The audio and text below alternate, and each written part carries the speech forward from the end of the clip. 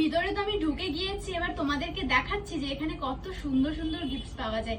এখানে photo frame তো আছেই, ফটো ফ্রেম থেকে শুরু করে আরো কত কালেকশন তোমরা দেখতে পারবে। প্রথমে তোমাদেরকে দেখাচ্ছি আমার প্রিয় হনুমানজি। এখানে হনুমানজির কত সুন্দর মূর্তি রয়েছে। তারপরে এখানে জগন্নাথ দেবের মূর্তি, তারপরে আরো কত কিছু, রাধা কৃষ্ণ।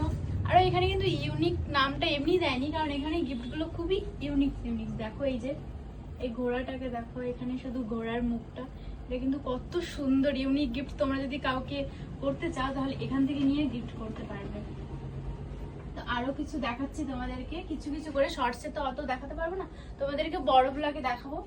সেটা হচ্ছে আমার পেজে পায়েল কেজি অফিসিয়ালস, ওখানে বড় ব্লগে দেখতে পারবে।